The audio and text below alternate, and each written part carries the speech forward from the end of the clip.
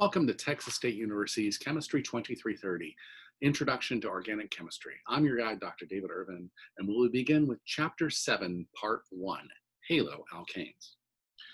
To start with, a haloalkane, or an alkyl halide, is a compound that contains a hydrogen atom covalently bound to an sp3 hybridized carbon. It's generally given the symbol R for the alkyl group and X for the halogen. So in general, we would see the structure drawn with an R, a sigma bond, and then 3 lone pairs for the lone pairs around the halogen. So when we name these compounds, we follow the IUPAC names, and the halogen acts as a substituent on the parent chain. So we have to locate the parent alkane, and once number the parent alkane and give the substituent encountered first the lowest number.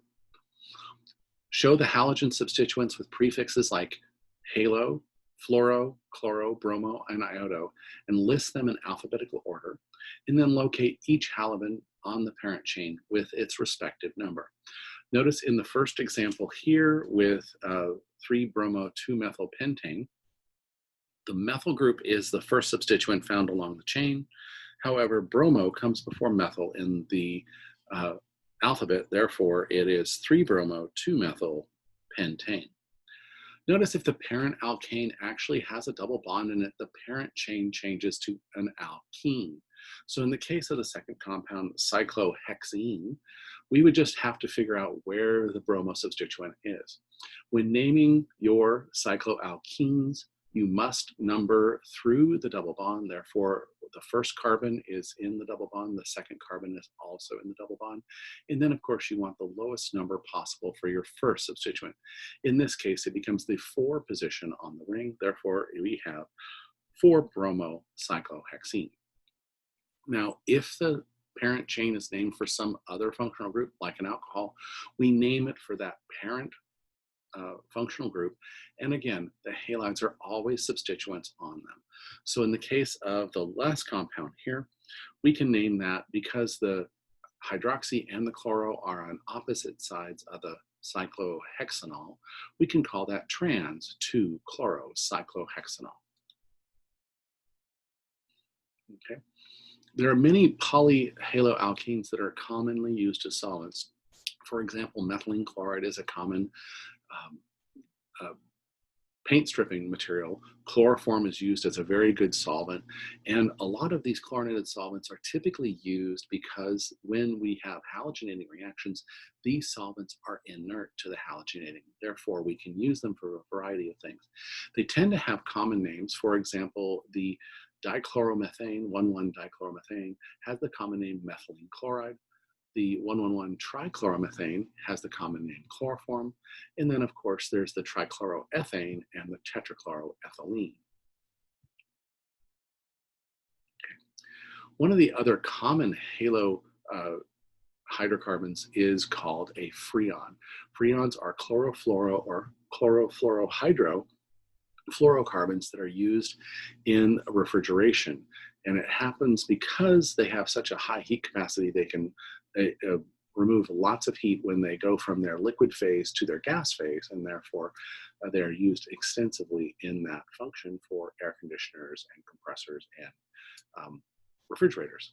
However, the original systems that only contain fluorine and hydrogen tend to be very strong ozone depleters, and so a secondary group, which is called the hydrochlorofluorocarbons, or HCFCs, were used because they have less of a ozone depleting characteristic. In this chapter, we're going to concentrate on 2 types of reactions with nucleophilic substitution and beta elimination. The haloalkanes give us our first functional group to deal with, and so we're going to look at being able to displace that haloalkane using a nucleophilic reagent or something with a negative charge or a lone pair, or looking at what we call beta elimination, which is where we remove a hydrogen 1 carbon over from the carbon with the halogen on it, and that is called beta elimination, giving us a double bond. Okay. So In the generalized reaction, when we go with a substitution reaction, we start with an sp3 hybridized carbon, and we end up with an sp3 hybridized carbon. We have an attack by the nucleophile, which usually has at least a lone pair and many times a negative charge. These electrons come in and interact with the carbon and then kick out the electrons with the halogen, generating a negatively charged halogen species plus our new compound with our new sigma bond.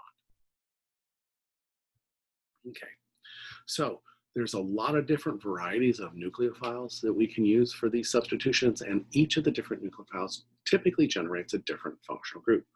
For example, if we use hydroxide as our nucleophile, we will end up with an alcohol as a product. We can also deprotonate alcohols and turn them into nucleophiles. When we do this, we'll create ethers. We can also use sulfur nucleophiles, either with or without a hydrogen on them, to create thiols and sulfides, respectively. We can even displace a halide with another halide to create an alkyl halide of a different species to make it more or less reactive than the previous reactant. We can also use neutral nucleophiles. These are nucleophiles that just have lone pairs.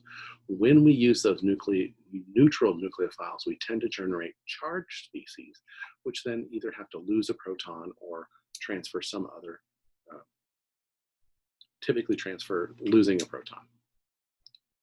Okay, now we get on to the nucleophilic substitution reactions.